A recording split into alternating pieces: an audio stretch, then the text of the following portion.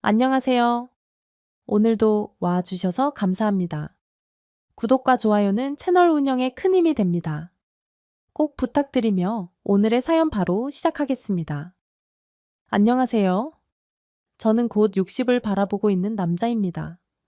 저는 참 예쁘고 착한 마누라에 똑똑한 아들놈을 두어 세상에 부러울 게 없던 사람이었어요. 가난한 시골집에서 태어나 넉넉지 못하게 살아왔지만 그래도 성실하게 산 덕분에 아들 장가 보낼 때 부모로서 떳떳했습니다. 저는 어려서부터 운동하는 걸 좋아했어요. 다만 재능을 타고나지 못해서 체육관 운영하는 걸로 만족해야 했죠. 그래서 그 체육관 덕분에 먹고 사는 게 나쁘지 않았어요. 큰 상가의 체육관을 열어 한 자리에서 20년을 넘게 운영했으니 단골 손님도 적지 않았죠. 우리 체육관을 거쳐간 체육 입시생들을 보면 뿌듯하기도 했고요. 이 체육관 덕분에 아들 공부 뒷바라지도 수월하게 해줄 수 있었어요. 아들은 제 엄마를 닮아서인지 똑똑했습니다. 몸밖에 쓸 줄 모르는 저와는 달랐어요. 아내의 집안엔 가방 끈긴 친척들이 많았습니다. 아내도 대학을 다녔어야 했는데 저와 눈이 맞는 바람에 중간에 공부를 그만뒀어야 했어요. 아내가 대학교 1학년에 다니고 있을 때 저와 만났고 저는 아내에게 첫눈에 반했습니다. 아내도 제게 반하기는 마찬가지였어요. 그러니 만난 지 반년 만에 우리의 소중한 아들이 생긴 거였지요. 임신으로 인해 아내는 집에서 쫓겨나다시피 했고 전 그런 아내에게 미안한 마음에 더 성실하게 살려고 노력했습니다. 하는 일이 잘 될 때마다 이 모든 게 아내 덕이라고 생각했어요. 아내가 집안 살림이며 아들 교육이며 뭐 하나 빠짐없이 참 잘했거든요. 아내가 집안에서 중심을 잘 잡아주니 제가 일에 집중할 수 있었던 거였죠. 아내가 정성으로 키워낸 아들이 명문대에 가고 대기업에 들어갔을 때 우리 부부는 서로를 안고 등을 토닥여 주었습니다. 여보, 당신 그동안 정말 고생 많았어요. 내가 당신한테 고맙지. 그동안 지훈이 이렇게 잘 키워줘서 정말 고마워. 아내와 저는 사이도 좋았습니다. 가끔 아내가 반찬을 들고 체육관에 찾아오곤 했어요. 밖에 음식 몸에 나쁘다며 저를 챙겨준 것이었죠. 그럴 때면 체육관에서 함께 일하는 코치들이 저를 한없이 부러워했습니다. 개중엔 결혼 안 하고 인생 즐기며 살겠다던 총각도 있었는데 저와 아내를 보며 인생관을 바꾸고 결혼을 하기도 했죠. 저는 이렇게 살고 있는 제 스스로가 참 행복한 사람이라고 여겼어요. 제 아들도 저와 같은 삶을 살기를 바랬습니다. 그래서 아들이 며느리를 데려온다고 했을 때 아내와 저는 설레어서 잠도 제대로 못 잤어요. 아내와 저는 아들의 여자친구를 만나기도 전에 이미 그 아이를 사랑할 준비가 되어 있었죠. 아들을 사랑하는 만큼 며느리도 사랑스러울 거라고 생각했고요. 아내는 며느리를 대접한다고 온갖 사내 진미를 준비했습니다. 아내는 힘이 붙였는지 얼굴에 열까지 올라서든 열심히 음식을 해 대더군요. 그렇게 정성껏 차려낸 음식들이 다 놓여지고 아내는 뿌듯한 모습으로 잠시 소파에 앉아서 쉬었어요. 그런데 아무리 기다려도 며느리가 나타나질 않는 겁니다.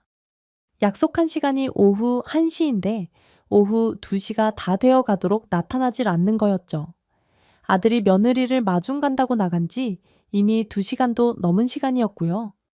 처음 30분이 넘었을 때 아내가 아들에게 전화해 보자고 했었는데 제가 말렸습니다. 다 큰 애들이 어련히 잘 오지 않겠냐고 하면서요. 하지만 1시간이 넘어설 때쯤엔 제가 기다리는 게 지쳐 아들에게 전화를 해본다며 핸드폰을 꺼내 들었어요. 그때부터는 저도 좀 걱정이 되었거든요. 얘들이 왜 이렇게 늦지?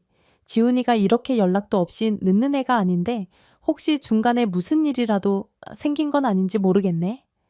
여보, 안 되겠어요. 당신이 한번 전화해봐요. 그래, 알았어. 아니, 내가 한번 전화해 볼게. 아들에게 전화를 하려던 바로 그 순간에 집 초인종 소리가 들렸습니다. 아내는 불이 나게 현관으로 달려가 문을 열었죠. 아들과 며느리였어요. 아이, 좀 늦었어요. 많이 기다리셨죠? 괜찮아, 어서 들어와요. 오느라 많이 힘들었죠? 얼른 들어와요. 며느리들 애가 양손에 바리바리 뭘 잔뜩 들고 왔더라고요. 안녕하세요. 늦어서 죄송합니다. 며느리는 참 살갑고 부팀성도 좋았어요. 딱 아내와 제가 그리던 며느리상이었습니다. 아내는 일단 앉아서 식사부터 하자며 며느리를 데려와 식탁에 앉혔습니다. 차린다고 차려봤는데 입맛에 맞을지 모르겠네요. 한번 들어봐요. 네, 감사해요. 어머나, 세상에 어머님 이렇게 차리시느라 많이 힘드셨겠어요. 저 하나 때문에 너무 고생하신 것 아니세요? 그리고 말씀 편하게 놓으세요. 며느리는 온종일 생글생글 웃는 모습으로 우리 부부를 대해 주었습니다. 게다가 오늘 처음 본 사람 같지 않게 너무나 살가운 모습에 이미 아들과 결혼한 지 10년은 더 지난 것 같은 친밀감을 주더군요. 선물도 얼마나 거하게 준비해 왔는지 과일의 고기를 보는데 돈 좀 꽤나 썼겠더라고요. 오늘 며느리가 늦은 이유도 선물 준비하는 과정에서 업체에서 준비가 늦어지는 바람에 그렇게 되었다고 했습니다. 아내와 저 모두 며느리가 마음에 들었고 아들도 우리 눈치를 보고는 흐뭇한 표정을 짓더라고요. 식사가 끝나갈 무렵 며느리가 그러더라고요. 어머님 집이 정말 크네요. 저 살면서 이렇게 큰 집은 처음 봤어요. 집 구경 좀 시켜주세요. 아이고, 1층만 치워놓고 2층은 좀 지저분해서 다음에 오면 그때 구경시켜줄게. 에이, 어머님 이제 저도 곧 가족 될 사람인데 그렇게 격식 안 차리셔도 돼요. 정말 집이 너무 예뻐서 그래요. 제가 디자인 전공한 사람이다. 보니까 예쁜 걸 보면 못 지나치거든요. 집 안 곳곳에 어머님 센스가 돋보이는데 다른 것도 너무 보고 싶네요. 그래, 엄마 내가 본 중에 오늘이 제일 깨끗해 보이는데요. 아내는 아들 얼굴을 한번 흘겨보고는 며느리를 데리고 일어났습니다. 며느리는 얼마나 말도 청산유수처럼 잘하는지 결국 아내는 며느리에게 집 구경을 시켜주었어요. 초면에 결혼 전 인사하는 자리에서 집 구경이라는 게 실례인 행동이겠지만 그 당시 분위기는 집 구경시켜주는 게 이상할 것도 없는 상황이었어요. 그만큼 며느리는 아주 짧은 시간 안에 우리 곁에 가까이 다가왔습니다. 며느리는 여기저기 둘러보며 눈이 희둥그레져서는 연신 감탄을 하더군요. 아내와 저는 젊은 시절 단칸방에서 신혼을 시작해서인지 늘 큰 집에서 사는 걸 꿈꿨었어요. 그래서 돈을 벌어 계속 평수를 넓혀가다 보니 어느새 복층 아파트 펜트하우스에 살게 되었습니다. 며느리는 이렇게 좋은 집에서 사는 게 부럽다며 나에게 대단하다며 치켜 세워주더라고요. 이 모든 것 아버님이 이룬 업적 아니냐면서요. 며느리는 의상 디자인학과를 졸업해서 온라인 쇼핑몰을 운영한다고 했습니다. 생각보다 운영하는 게 쉽지 않아서 아직 수입은 많이 안 난다고 하더군요. 시작부터 운영 자금이 적어서 옷 사입을 적게 하다 보니 생각보다 쇼핑몰 운영이 잘 안 된다며 안타까워했어요. 제 아들은 평범한 회사원인데 며느리와는 소개팅으로 만났다고 했습니다. 아들 회사에 다니는 동기가 며느리를 소개해 줬다더군요. 그것도 며느리가 제 아들을 소개해 달라고 해서요. 며느리가 애교가 많다 보니 아들인 며느리를 마음에 들어 했고 둘이 1년간 교제하고 결혼하기로 한 거였어요. 둘은 서둘러 결혼식 준비를 해 나갔습니다. 예물도 다이아 세트는 물론이고 명품 커플링까지 맞춰서 호텔 예식을 치러 주었습니다. 요즘 젊은 애들이 좋아한다는 샤넬 가방까지 싸서 보내주니 며느리가 좋아서 어쩔 줄 몰라 하더라고요. 아버님, 어머님, 정말 너무 감사해요라며 저와 아내를 꼭 안아줬는데 살가운 딸이 생긴 것 같아. 너무 좋더군요. 집도 저희 집 옆 동네로 구해서 한 채 마련해 주었죠. 반면 며느리 친정집이 여유로운 편이 아니라 저희는 받은 게 이불 반상기가 다였습니다. 그래도 며느리가 우리에게 잘하니 서운한 점 하나 없었어요. 그저 아들과 며느리에게 이만큼 해줄 수 있는 게 참 감사하고 열심히 살아온 보람이 있구나라는 생각이 들었죠. 결혼 후에는 며느리는 여전히 우리에게 잘했습니다. 가끔은 제가 일하는 체육관에 찾아와 운동 좀 가르쳐 달라며 애교를 부리기도 했어요. 그럼 저는 며느리를 데리고 나가 맛있는 걸 사주곤 했죠. 그렇게 평범하고 행복한 날들만 펼쳐질 줄 알았습니다. 그러던 어느 날이었어요. 뉴스에서 어느 날 중국에서 감염병이 펴졌네 어쩌네 떠들기 시작하더니 금세 그 뉴스가 우리나라에도 확진자가 퍼졌다는 이야기가 나오더군요. 그렇게 사람들의 공포가 확산될 무렵 제가 운영하던 체육관에도 영향을 미치기 시작했습니다. 체육관을 다니던 회원들이 하나둘 떠나기 시작한 거죠. 정말 20년 넘게 한 자리를 지키며 운영해 오면서 이런 적은 단 한 번도 없었습니다. 심지어 예전 IMF 때도 이렇게까지 힘들진 않았던 것 같아요. 매달 나가는 월 임대료와 관리비, 그리고 인건비가 수천만 원씩이었는데 들어오는 수입은 없고 나가는 지출만 있으니 엄청나게 적자를 보더라고요. 다음 달은 나아지겠지 하며 버티다 보니 2년이 훌쩍 지나가더군요. 그 사이 건물보증금 3억을 날리고 살던 집까지 팔아서 작은 집으로 옮기게 되었어요. 돈 잘 벌 때야 70평 복층 아파트 관리비 정도야 걱정 없이 냈었죠. 하지만 수입이 끊기고 나니 100만 원이 넘게 나가는 관리비가 무섭더라고요. 회원들에게 전화를 돌리고 홍보 등등 별짓을 다 해봐도 사정은 나아지질 않았어요. 결국 저는 그렇게 2년을 버티다가 권리금도 못 챙기고 체육관을 정리해야 했습니다. 그동안 함께했던 직원들도 모두 해고해야 했고요. 오늘이 자네들 마지막 근무 날이야.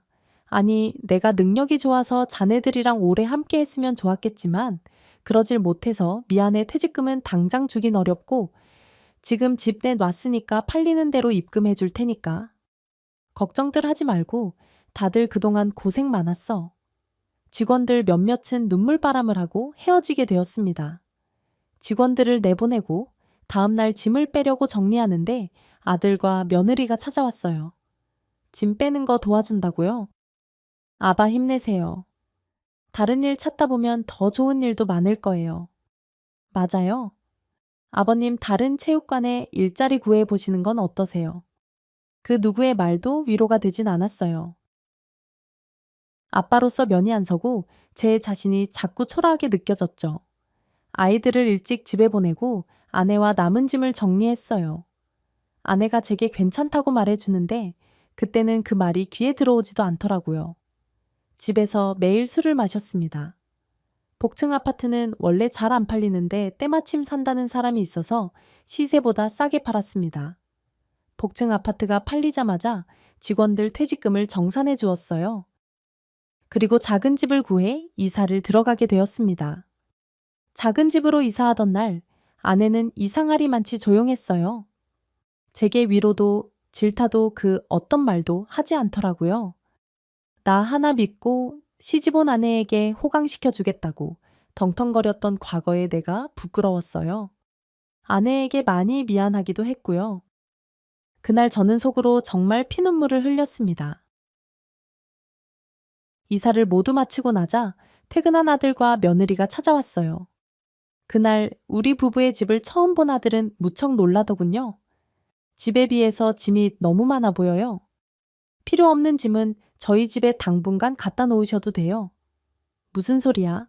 우리 집이 뭐 얼마나 넓다고 곧 애도 태어날 텐데. 아버님 그러지 마시고 이참에 미니멀 라이프 실천해 보시는 건 어떠세요? 요즘 간소하게 사는 삶이 대세더라고요. 에이, 45평이면 넓은 거지. 방도 4개라 하나는 남자나. 며느리가 아들 허리 뒤춤을 꼬집자 아들이 오만상을 찌푸렸습니다. 니들 집에 집 놔둘 일 없어. 아이, 나 다시 재기하면 그 집 다시 사서 이사 갈 거다. 저도 그랬으면 좋겠네요. 아우 냄새, 이게 무슨 냄새지. 며느리가 코를 쥐며 여기저기 쿵쿵대더니 베란다 문과 주방 하부장을 열어보더라고요. 어머, 웬 지하실 냄새 같은 게 난다 했더니 곰팡이가 있었네. 자기야 미안한데 우리 애한테 안 좋을 것 같아서 난 여기서 저녁 못 먹을 것 같아. 자기는 먹고. 와, 난차에서 기다리고 있을게. 아니 무슨 곰팡이 좀 핀 거 가지고 그렇게 예민하게 굴어. 문 닫아 놓으면 별로 나지도 않는구먼. 내가 홀몸이면 나도 그냥 참고 여기서 밥 먹었지. 근데 뱃속에 애기 때문에 그래. 며느리가 현관에서 신발을 신고 나가자 아들도 우리 부부에게 대충 인사를 하고는 멋쩍은 듯 자리를 뜨더라고요.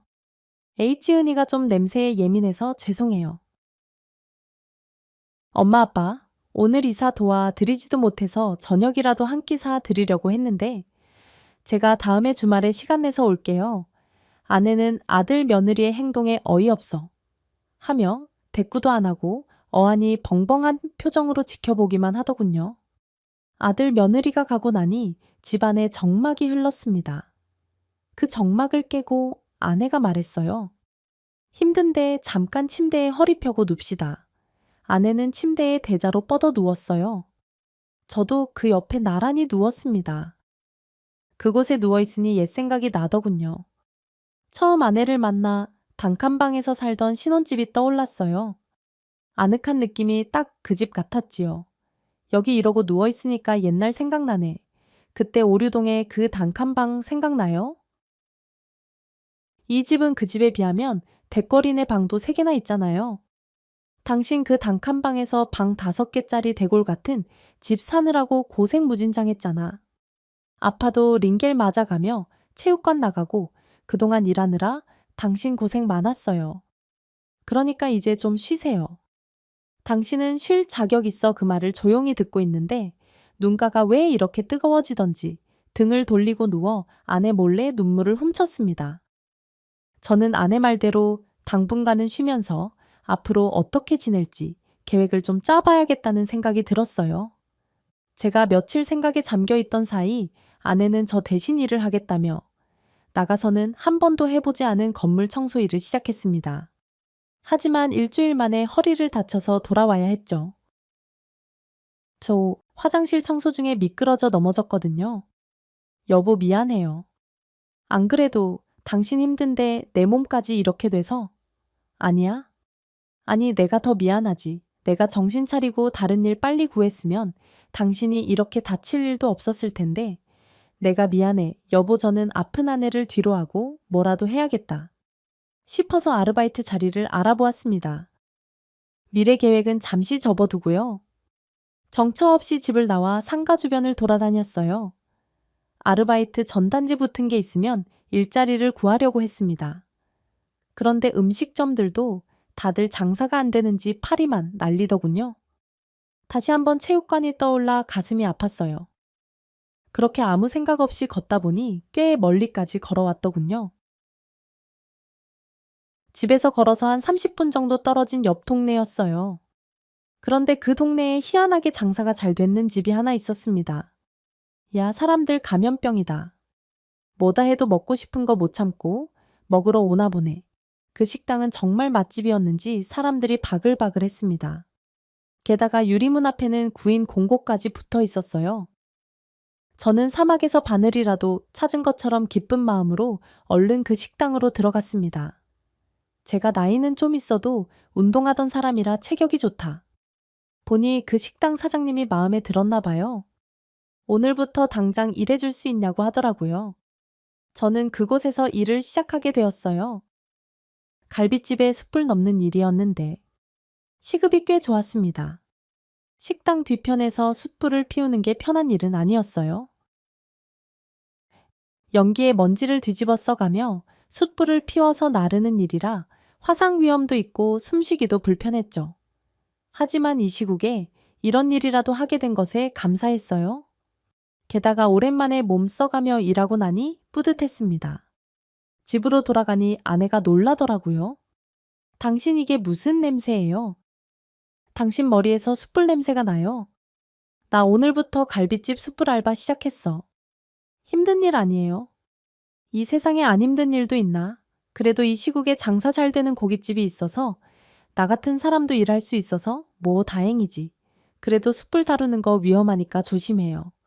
알겠어. 아, 그나저나 오늘 애들은 다녀갔어요. 며느리도 지훈이만요. 아내의 대답에 마음 한구석에 서운함이라는 감정이 싹 트더군요. 근데 며느리는 어느 순간부터 예전의 며느리가 아니었습니다. 임신해서 예민해져서 그렇겠지라고 생각해보려 노력했지만 솔직히 아내도 저도 며느리의 달라진 태도를 뻔히 느끼고 있었어요. 며느리는 제 사업이 어려워진 후부터 조금씩 달라졌다는 것을요. 살가운 말투, 존경하는 말투는 오간데 없고 우리를 귀찮아하고 싫어하는 티를 팍팍 내고 있었습니다. 아내가 다쳤다는 소식에 얼굴 한번 내비치지 않는 게 그 증거였죠. 고작 한다는 건 전화로 말만 번지르르하게 해대는 거였어요. 어머님, 오늘은 좀 어떠세요? 제가 가서 어머님 챙겨드려야 하는데 저도 홀몸이 아니라서요. 정말 죄송해요. 대신 제가 어머님 빨리 나으시라고 기도 많이 드릴게요. 항상 똑같은 립 서비스가 다였어요. 그나마 아들이 시간 내서 찾아와 제 어미를 챙기는 건 참 다행이라는 생각이 들었습니다. 그래도 아들은 인성 바르게 키웠구나 싶었죠. 하루는 아내가 병원에 가야 하는 날이었어요. 저는 일을 하고 있으니 데려다 줄 수가 없어서 며느리에게 부탁을 하게 되었습니다. 그동안 코빼기도 안 보이는 며느리가 괘씸해서 일부러 더 부르려던 것도 있었어요.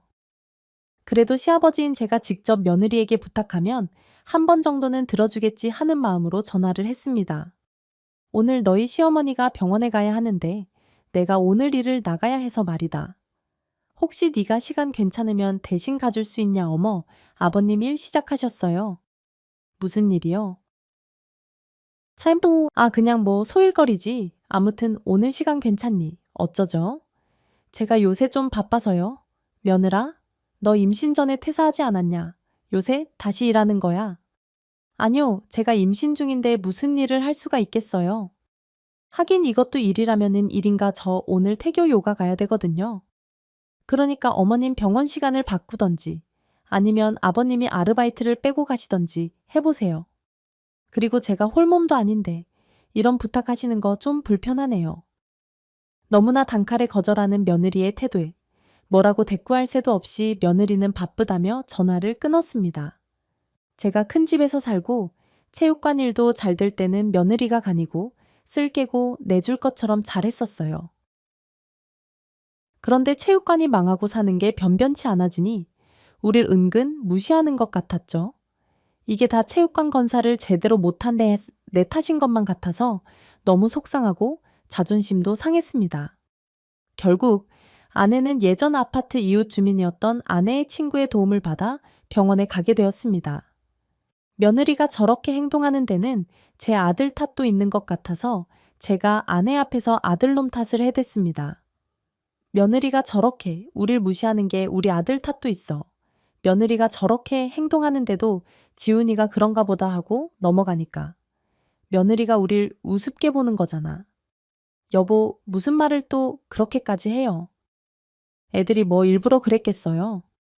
애들도 바쁘고 일정이 있으니까 그런 거겠죠. 지훈이야 회사 가서 안 되고 며느리도 홀몸 아니잖아요. 그러니까 너무 나무라지도 말고 못마땅해 하는 티도 내지 말아요. 이게 다 내가 다친 탓이잖아요. 그래도 아니 지훈이야. 그렇다 치더라도 며느리는 당신 다치고 나서 몇 번이나 와봤어. 단 한 번을 와보지도 않잖아. 그냥 그런가 보다 하고 말아요. 한 번 밉게 보기 시작하면 끝도 없어요. 아내의 만류에 지훈이를 불러 한바탕 혼을 내줄까 하다가 말았습니다. 그렇게 3, 4개월 정도 시간이 지나고 아내의 허리가 다 나아갈 쯤이었어요. 며느리가 출산을 하게 되었어요. 임신 중에 태교다 뭐다 해서 별별 운동을 다 하더니 결국 제왕절개를 해서 아이를 낳더군요. 저는 고지식한 사람은 아니라서 필요하다면 제왕절개를 하는 것도 괜찮다고 생각합니다. 그런데 며느리가 제왕절개를 한 이유가 너무나 황당했어요. 아들인 며느리가 제왕절개를 할 것이라고 하기에 혹시 사돈댁에서 좋은 날을 정해주신 건가 싶었습니다. 그런데 그런 이유가 아니었어요. 출산할 때 아기가 나오면서 여자로서의 성기능이 떨어질까봐 그렇다고 하더군요. 뭐 아무튼 그런 건 며느리의 선택이니 그런가 보다 하고 말았습니다. 그런데 며느리가 왜 그래야 했는지 나중에 진짜 이유를 알고 나서 경악하게 되었어요. 우리 집안에 손주가 생기고서 저와 아내는 좀 밝아졌습니다. 안 좋은 일이 있으면 좋은 일도 있다더니 손주가 바로 그 좋은 일이었지요. 산후조리원에서 유리 너머로 아기를 보는데 얼마나 예쁘던지 아기가 집에 오면 자주 보러 와야겠구나 생각했어요. 하지만 그건 정말 저와 아내만의 생각이었나 봅니다. 며느리가 조리원에서 태어난 후에 저희 집에 한 번을 오질 않더라고요. 아들 말로는 아기가 아직 너무 어려서 감염을 조심해야 돼서 그렇다고 했습니다. 예쁜 아기를 사진으로만 볼 수밖에 없었어요. 아기가 태어난 지 3개월이 지나서야 우리 부부를 초대해 주더군요. 아기가 어찌나 예쁘던지 그렇게 한 번 보고 오면 눈앞에 아른거리곤 했습니다.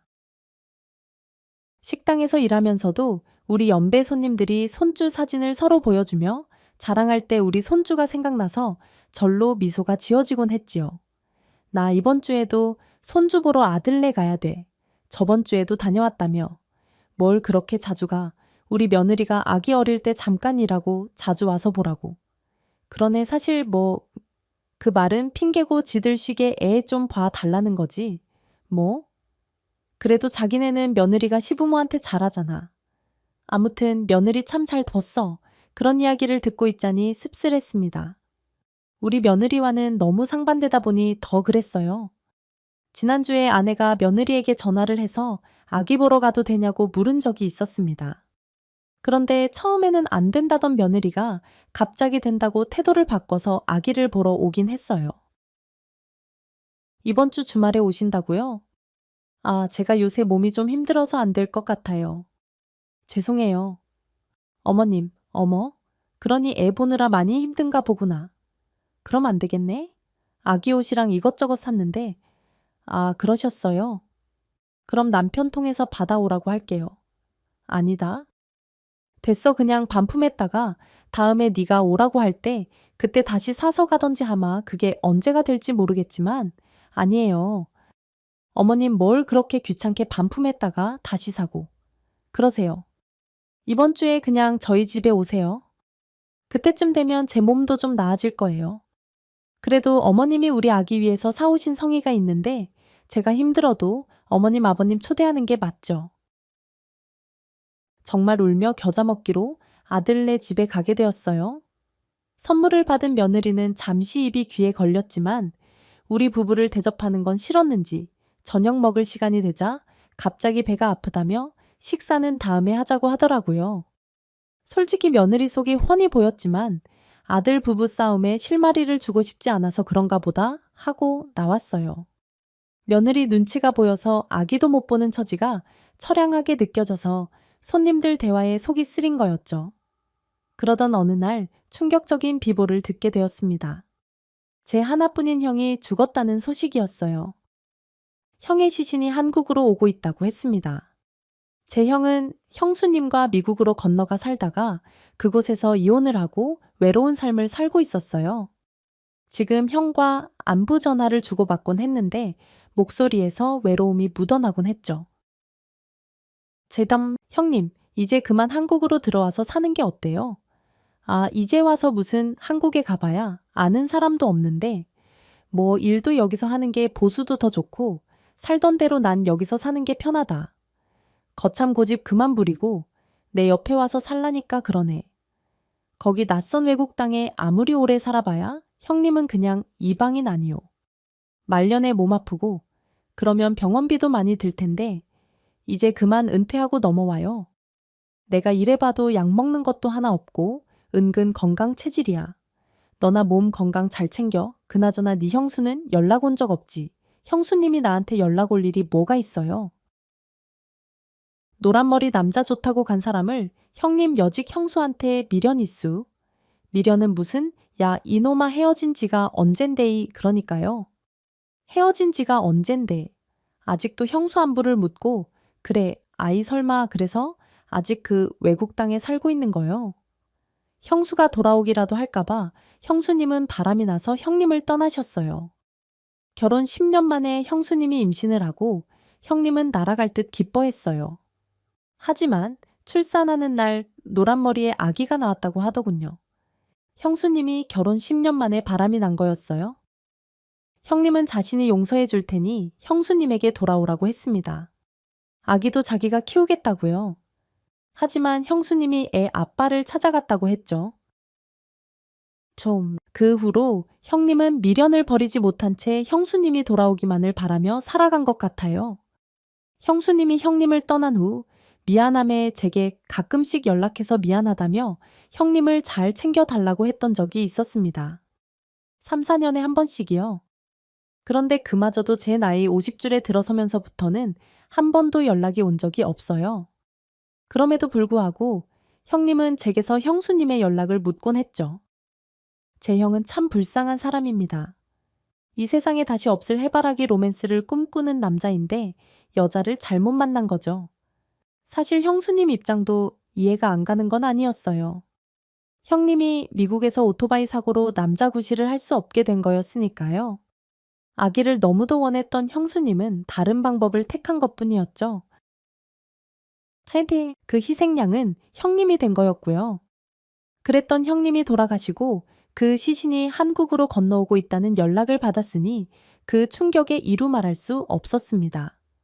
형님이 돌아가시기 직전 자신을 한국으로 보내달라는 유언을 남겼다더라고요. 제게 장례를 치러주길 바란다는 이야기였어요. 아내와 함께 장례를 치르게 되었어요. 지훈이도 휴가를 내고 큰아버지 장례식장에 3일간 머물렀습니다. 하지만 며느리는 아기 핑계를 대며 오지 않았어요. 인생의 허무함이 느껴졌습니다. 형님이 낙상사고로 너무나 갑작스럽게 돌아가신 거였거든요. 아내는 슬픔에 잠긴 제게 잠시 일을 쉬는 게 어떻냐고 했어요. 하지만 저는 오히려 일을 쉬지 않는 게 슬픈 생각을 덜 할 것 같았죠. 갈빗집에서 숯불을 나르다 보니 잡생각이 들지 않더군요. 그러다 퇴근하고 집에 오는 길엔 어김없이 형과의 어릴 적 추억이 떠오르며 눈가가 촉촉해지곤 했어요. 그러던 어느 날이었어요. 그날도 어김없이 수채불을 피우고 숯불을 나르고 있었습니다. 그런데 낯익은 얼굴이 눈에 보이더군요. 다름 아닌 제 며느리였어요. 며느리가 제 또래 여자들과 함께 우르르 식당 안으로 들어왔습니다. 숯불을 나르다 잠깐 서서 며느리를 쳐다보니 며느리도 저를 향해 시선을 돌리더라고요. 저는 인사를 하려고 손을 드는데 며느리는 고개를 푹 숙이고는 황급히 식당 안룸으로 들어갔어요. 분명히 눈이 마주쳤는데도 저를 모른 채 한 거였습니다. 그 모습에 제 얼굴이 다 화끈거리더라고요. 며느리가 저를 창피해야 한 것이었으니까요. 결국 저는 김 씨에게 저 대신 3번 룸의 숯불을 올려달라고 부탁했습니다. 3번 룸의 방문이 열릴 때마다 며느리가 하하호호 웃는 게 보이더군요. 그러다 저와 눈이 마주치면 정색을 하며 고개를 돌렸습니다. 식사가 방으로 들어가고 나서 얼마 후에 며느리가 나와 화장실로 가더군요. 잠시 후 제 전화 벨소리가 울렸습니다. 여보세요? 아버님 행여라도 저한테 아는 체 하지 마세요. 저 지금 조리원 동기 모임 온 거란 말이에요. 아버님이 여기서 일한다는 거 알면 지훈 씨랑 우리 아기랑 무슨 망신이에요? 뭐 망신 너는 내가 갈빗집에서 숯불 나르는 게 창피하냐? 그럼 이게 자랑스러울 일이에요. 아르바이트 하신다기에 체육관 코치라도 하고 계신 줄 알았더니 이게 뭐예요? 차라리 하실 거면 먼 동네 가서 하시지. 왜 하필 이 동네에서 일을 하고 난리세요. 동네 창피하게 너 말이면 단 줄 아냐. 어디 감히 시아버지 무서운 줄도 모르고 아버님 저는 아버님보다 이 동네 엄마들 입이 더 무서워요. 아버님 때문에 우리 애 아빠까지 싸잡아서 무시당하면 어쩌려고 그러세요. 아무튼 절대로 저한테 아는 체 하지 마세요. 제발 아버님 손주 체면도 생각 좀 해주시라고요. 아셨죠? 정말 어이가 없다. 모태에 당황스럽고 황당해서 미치겠더라고요. 화가 머리끝까지 올라 심장이 쿵쿵쾅 뛰기까지 하더군요. 당장이라도 눈에 쫓아 들어가 수칠 며느리에게 쏟아붓고 싶은 심정이었어요. 그 화를 가라앉히려고 20년째 끊은 담배를 피우기까지 했어요. 김 씨에게 담배를 한 대 빌리자 김 씨가 그러더군요. 아이 정관장, 오늘 뭔 일 있어? 관장은 무슨 그만둔 지가 언젠데 아무 일도 없어. 김 씨는 우리 체육관에 오던 단골 손님이었습니다. 그런데 김 씨는 동네에서 생선구이 집을 운영했었는데 감염병 사태로 문을 닫고 갈빗집에서 일을 하게 된 사람이었어요. 저와 처지가 같은 사람이었죠. 아무 일도 없긴 담배 끊은 지가 언젠데 정관장이 담배를 다 잡고 아, 혹시 오늘 3번 룸 안에 뭐 아는 사람도 있었던 거요? 거기 문만 열리면 계속 쳐다보던데. 아는 사람은 무슨 아이? 그냥 갑자기 담배가 땡겨서 그런 거지. 담배 담는 거 있어. 한 대만 더 줘봐. 자네 형. 일도 있고. 그런데 무리하지 말어. 오늘 내가 좀 더 할 테니까. 속사정도 모르면서 저를 배려해주는 김 씨에게 고맙더군요. 차마 며느리 때문에 속이 뒤집혔다는 이야기는 못하겠어서 얼버무리고 말았습니다. 참 이렇게 피 한 방울 안 섞인 남도 나한테 신경을 써줬는데 내 아들놈 와이프식이나 되는 며느리는 왜 저 모양인지 속이 상했어요. 그날 며느리는 끝까지 저를 모른 채 하며 카운터에 와서 결제를 하더군요. 결제 카드를 쥐 며느리 손에는 제가 사준 1캐럿짜리 다이아 반지가 끼워져 있었습니다. 그걸 보는데 절로 한숨이 나왔어요. 며느리가 출입문을 열고 나가는 순간 뒤돌아 나가는 며느리의 뒤통수를 냅다 치고 싶었지만 그건 상상 속에서나 가능했습니다. 정작 아들은 며느리와 잘 살고 있는데 부모된 입장에서 제가 아들을 난처하게 할 수는 없었으니까요. 제발 며느리가 저 인성 드러내지 않고 내 아들에게만큼은 잘하고 살기를 바랄 뿐이었죠. 결국 저는 그날 김 씨를 불러다 술 한 잔을 하게 되었어요. 며느리가 3번 방에 왔었다는 이야기까지 하게 됐지요. 김 씨는 그런 싸가지 없는 며느리가 어딨냐며 저 대신 화를 내 주더군요. 저도 그렇게 술로 스트레스를 풀었습니다. 얼싸하게 취한 채 비틀거리며 집으로 돌아갔어요. 집에 가는 길에 시계를 보려고 핸드폰을 꺼냈는데 배터리가 나갔더군요. 아내에겐 이미 술 한잔하고 들어가겠다고 말했던 터라 먼저 자고 있겠거니 했죠. 집에 들어가자마자 나왔다 한마디를 하고 옷만 대충 벗어 던진 채 거실에 쓰러져 잠이 들었어요. 그리고 다음날 아침이 되어서야 잠이 깼습니다. 숙취가 밀려와 속이 울렁거렸어요. 아내는 어딜 갔는지 아침부터 보이질 않더라고요. 저는 핸드폰을 충전해서 켠 후에야 아내의 행방을 알게 되었어요. 수십 통의 부재중 전화와 문자가 찍혀 있더군요. 아빠 엄마 지금 땡땡병원에 입원했어요. 빨리 오세요. 아빠 엄마 지금 수술 들어가요. 문자 보는 대로 빨리 오세요. 그 문자를 보자마자 발을 억지로 신발에 구겨 넣고 병원으로 달려갔습니다. 놀란 마음에 아침에 느껴졌던 숙취도 잊어버렸어요. 여보, 이게 대체 무슨 일이야? 엄마 지금 마취 깨는 중이라 정신없으실 거예요. 이게 대체 어떻게 된 거야? 뺑소니인가 봐요. 엄마가 아빠 마중 나가러 나가다가 그만 아이고 여보 내가 미안해. 에이 그놈의 수리 보라고 빨리 집으로 들어왔어야 하는데 아내는 가까스로 괜찮다는 말을 내뱉었습니다. 아내에게 너무 미안했어요. 허리 다 나은 지 얼마 되지도 않았는데 또다시 교통사고라니 어쩌다 우리 집에 이런 우환이 연속으로 생기는 건지 하늘이 원망스러울 지경이었어요. 아빠 아무래도 엄마 입원이 하루 이틀로 끝날 것 같지 않아요. 대퇴골도 부러지고 쇄골도 부러지셔서 수술 받으셨거든요. 적어도 몇 달은 고생하실 것 같은데 그러려면 아무래도 옆에서 누가 엄마를 돌봐줘야 될 것 같아요. 여보, 난 절대 못해. 내가 어머님이 싫어서가 아니라 당신도 알잖아. 나 지금 육아만으로도 벅찬 거. 우리 지환이 나 없으면 울고 보차해서 힘들어 내가 어머님 돌봐드리면 좋은데 지환이 때문에 안 될 것 같아. 그래서 말인데요. 아버님이 일 그만두시고 어머님 봐 드리는 건 어떠세요? 며느리에게 눈꼽만치도 기대하지 않았지만 저렇게 말하는데 얄미운 건 어쩔 수 없더라고요. 아빠도 일하시잖아. 지금 당장 수술비에 입원비 내시려면 목돈 들어갈 텐데 일 그만두시는 게 부담되실 거야. 아이 차라리 그럼 내가 육아휴직할게. 당신이 못하겠으면 내가 하면 되지. 어머, 여보 그게 무슨 말이야. 자기가 휴직하면 우리 생활비는 누가 벌어오라고. 아이 그래도 어쩔 수 없잖아.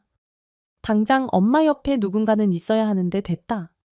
내가 알바 그만두고 네 엄마 옆에 있으면 돼. 어머, 정말요 잘 됐네요. 아버님 솔직히 그거 알바해봐야 얼마나 번다고요? 차라리 어머님 병간호 하시는 게 100배 낫죠 솔직히.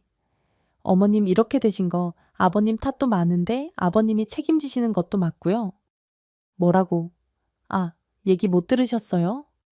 어머님이 아버님 마중 나갔다가 사고 당하셨다고. 아버님이 술만 마시지 않으셨어도 일찍 집에만 들어오셨어도 어머님 사고 당하실 일 없었을 거잖아요. 야, 너 지금 무슨 말을 그렇게 하냐? 넌 어떻게 된 애가 상대방 감정에 헤아릴 줄을 몰라. 당장 사과드려. 이게 무슨 아빠 탓이야. 그 뺑소니범이 나쁜 거지 됐다.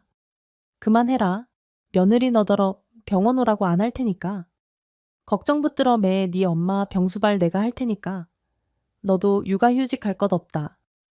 넌 네 가정에 신경 써. 아빠 혼자서 어떻게 다 하시려고요? 그러지 말고 당신이 지환이 어린이집에 가 있는 동안 잠깐씩 와서 좀 들여다봐. 그것도 못하겠으면 지금 말해 내가 육아휴직 할 테니까. 아, 알았어.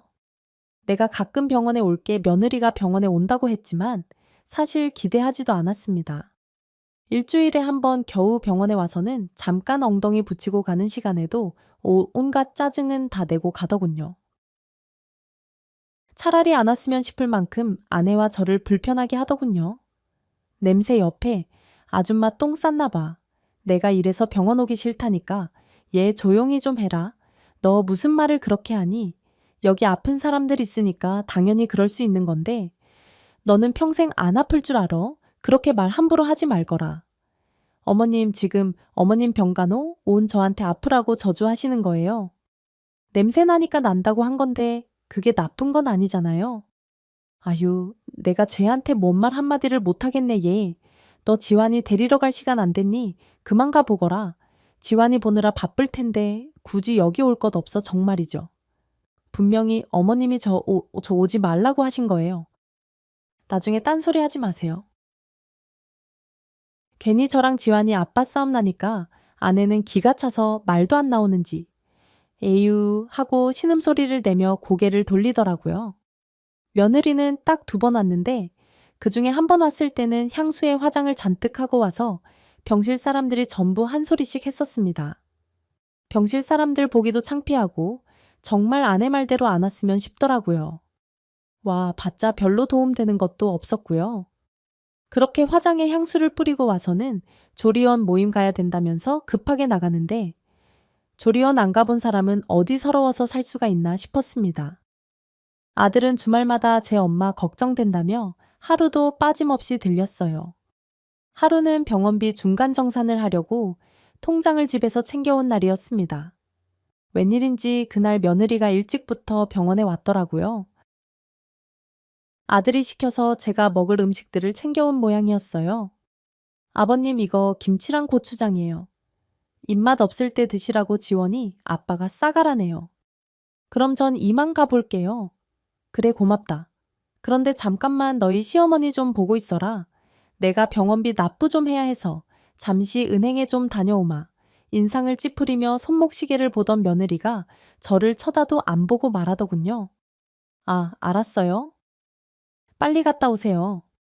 부탁을 해놓고도 마음이 편치 않았어요. 병실 문을 나오는데 전화가 한 통 걸려오더군요. 받아보니 광고 전화였어요. 얼른 핸드폰을 다시 주머니에 넣고 불이 나게 은행으로 갔습니다. 그런데 은행에 도착해서 주머니 속 통장을 꺼내려고 보니 통장이 사라지고 없더군요. 참음, 저는 놀란 마음으로 걸어왔던 길을 다시 되돌아가며 길바닥을 살펴보았어요. 병실 문 앞에 도착할 때까지도 통장을 찾을 수가 없었습니다. 아, 이게 발이 달렸나? 아니, 도대체 어디 간 거야?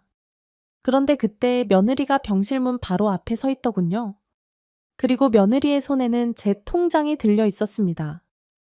며느리는 통장을 펼친 채 그곳에 있는 숫자를 뚫어져라 쳐다보고 있었어요. 허겁지겁 달려온 저를 보고는 더 놀란 토끼 눈을 뜨더군요. 아버님 이게 뭐예요? 이 20억 제가 지금 숫자 잘못 센 거 아니죠? 그거 1인 내놔라. 아버님 이 돈이 다 뭐예요? 아버님 전에 체육관 망한 거 아니었어요. 설마 전에 백부님 돌아가시고 뭐 재산이라도 상속 받으신 거예요? 며느리가 눈치 하나는 정말 빠르더군요. 뭐 그렇게 됐다. 그동안 내 돈 아니라고 생각해서 지훈이한테도 말 안 했던 건데, 뭐, 아무튼 그냥 모른 척 해라. 이걸 왜 모른 척 해요?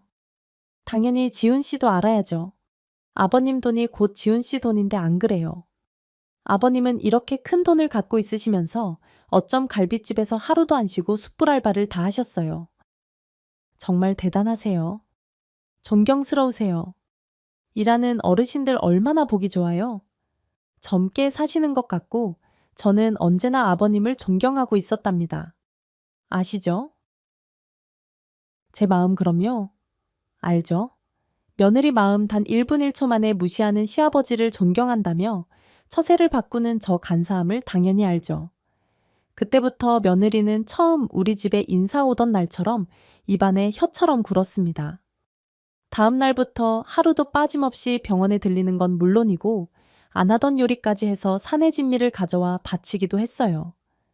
병실 사람들이 며느리를 볼 때마다 같은 사람 맞냐며 놀래서 눈이 휘둥그레질 지경이었죠.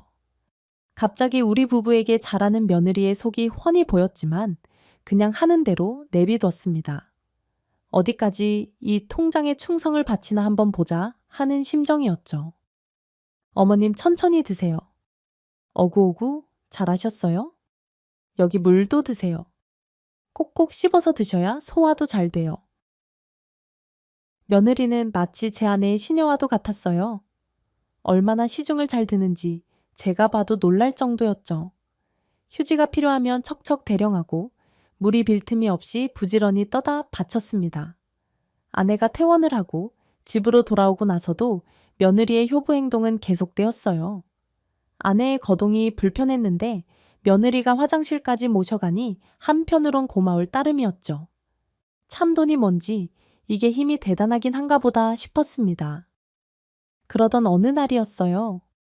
김 씨가 그동안 병문안을 못 와봐서 미안하다며 쉬는 날 하루 시간 내어 집으로 찾아왔습니다. 아내와 짧게 인사를 나눈 뒤 김 씨가 저를 따로 부르더라고요. 할 말이 있다면서요, 저기 말이야. 아이 자네 며느리라는 애.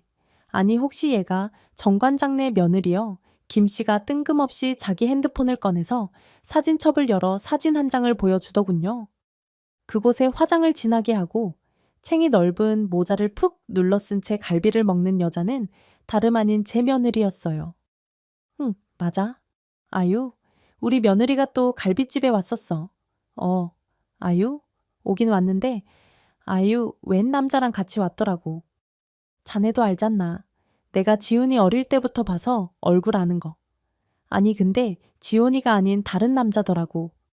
에이, 설마 제가 못 믿는 눈치이자 김 씨가 사진을 몇 장 더 보여주는데, 정말 제 아들이 아닌 다른 남자와 함께 있는 사진이었습니다. 그것도 아주 다정하게요. 누가 봐도 연인이 할 법한 행동들이었어요.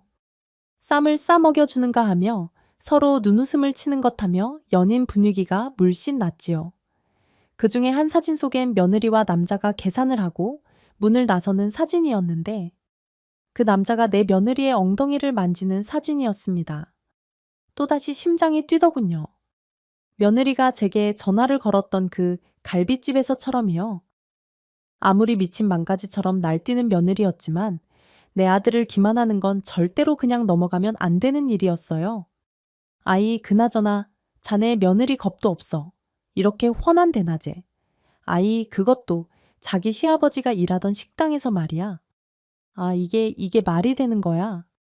내가 사실 한두 번을 본 게 아니여. 아무래도 안 되겠다 싶어서 자네한테 오늘 이야기하는 거고 저는 김 씨를 돌려보내고 나서 고민에 휩싸였습니다.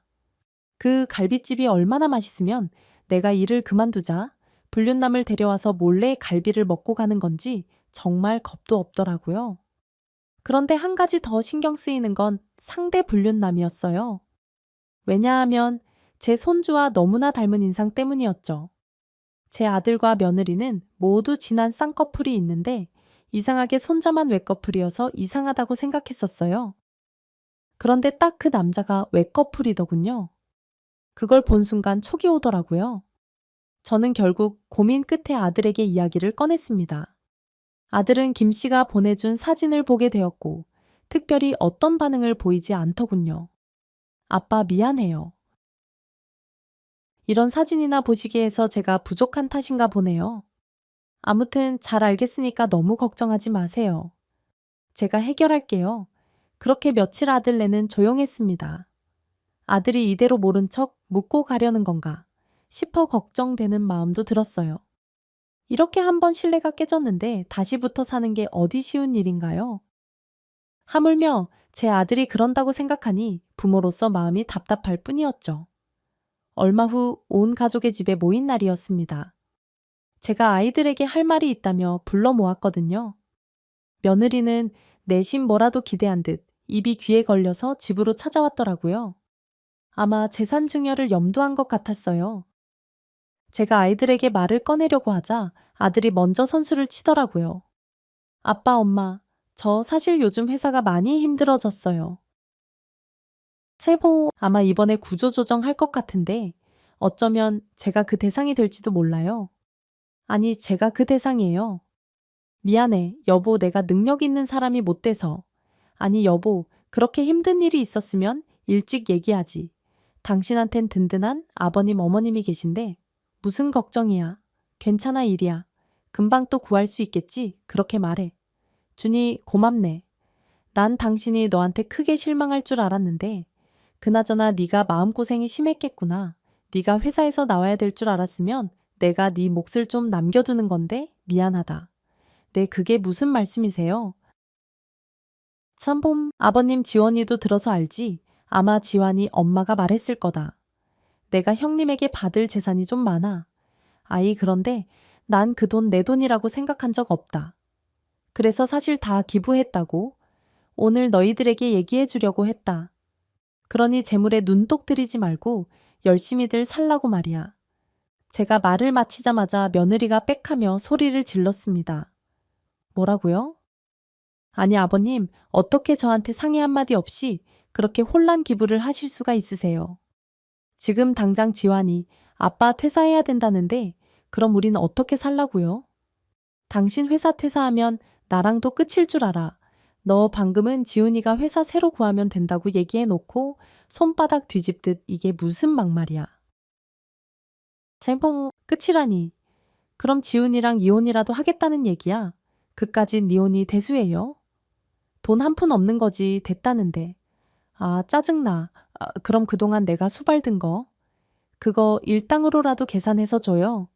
나 억울해서 못 참겠으니까 뭐야? 아니, 너 원래 이런 애였니? 얘가 보자 보자 하니까 보긴 뭘 봐요. 당신네 식구들 진짜 별로다. 물려줄 돈 한 푼도 없으면서 이런 식으로 며느리 갖다가 부려먹으면 안 되지. 사람들이 말이야.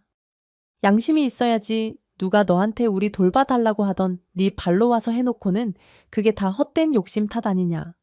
아버님이야말로 돈으로 사람 간 보면서 그러시는 거 아니죠? 설마 아버님 일부러 통장 흘리고 가신 거 아니에요? 저 어떻게 하나 보시려고요? 맞죠? 당장 그 입 닫지 못해 너 원래 이런 애였어. 나한테 온갖 알람방구 살살 끼면서 간 쓸게 내줄 것처럼 굴더니 이젠 내가 회사에서 잘린다니까 눈에 뵈는 게 없지. 나도 너 같은 와이프 필요 없어 잘 됐네 이혼해. 당신도 원하는 것 같으니까 협의 이혼하면 되겠네. 며느리의 그 말이 떨어지자마자 아들의 사진을 며느리 얼굴에 던졌습니다. 위자료 소송도 같이 할 거니까 그런 줄 알아 빈대 같은 년. 누가 무서워할 줄 알고 이혼해 소송해.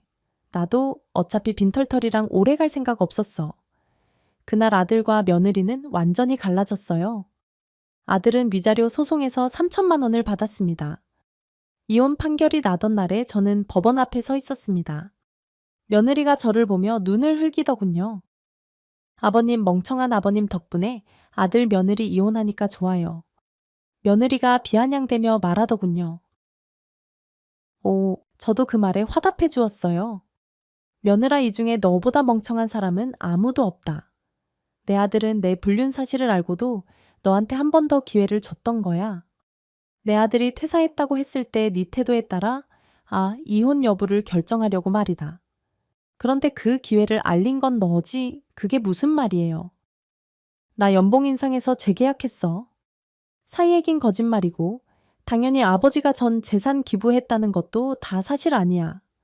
그걸 곧이곧대로 들은 건 너고 아마 언제든지 떠날 준비를 마음에 품었던 거겠지. 네 아들 아빠한테 가고 싶었을 테니까. 우리 가족이 벗겨 먹을 것 없는 껍데기라는 거 안순간 넌 바로 그 생각을 실행한 거고 뭐라고 아버님 그럼 기부한 거 아닌 거예요. 누가 네 아버님이야? 지훈아 가자. 우리 오늘 펜트하우스로 이사 가는 날이잖냐? 이사마저 해야지. 저기요 아버님 제가 잘못했어요. 여보 우리 다시 판사님한테 가서 이 이웃 물려달라고 하자. 당신 정말 끝까지 질린다 호떡이야. 뭐야? 어떻게 그렇게 처세를 호떡 뒤집듯 뒤집냐 그러고 보면 당신도 참 신기해. 며느리는 억울한 표정으로 입술을 질끈 깨물더군요. 우리는 이사를 위해 걸음을 서둘러 옮겼습니다.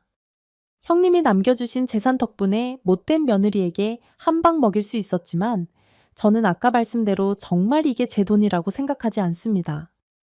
그래서 죽기 전엔 기부할 생각이에요. 물론 아들에게 힘이 될 만큼만 조금 남겨준 후에 말이죠. 그 후로 1년이 더 흘렀습니다. 요즘은 다시 보복 소비십니다. 뭐다? 해서 경제가 정상화되는 것 같아요. 그래서 얼마 전에 체육관을 다시 열었습니다. 예전 하던 자리에서 하면 좋겠지만 그때 한참 많이 까먹은 바람에 작은 상가에서 시작하게 되었어요. 함께 일했던 선생님도 한 분 모셔왔습니다. 그 친구도 감염병 사태로 한동안 다른 일을 했다더군요. 음식 배달 일을 했다는데 아무래도 그건 자기 체질이 아니라며 다시 체육관에 올 수 있어서 기쁘다고 하네요. 저는 이제 힘 닿는 날까지 이 체육관을 운영하며 살고 싶습니다. 아내는 애저녁에 뼈가 다 붙었고 요즘은 열심히 근력 운동을 하고 있어요. 안타깝게도 뺑소니범은 못 찾았습니다. 그놈도 어딘가에서 벌을 받고 있겠죠? 저는 그렇게 생각하거든요. 착한 일 하면 복이 오고 나쁜 일 하면 자신에게 돌아온다고 말이죠. 그러니 오늘도 선행하며 하루를 살아가려 합니다. 여러분들도 저와 함께 선행에 동참하시는 건 어떠신가요?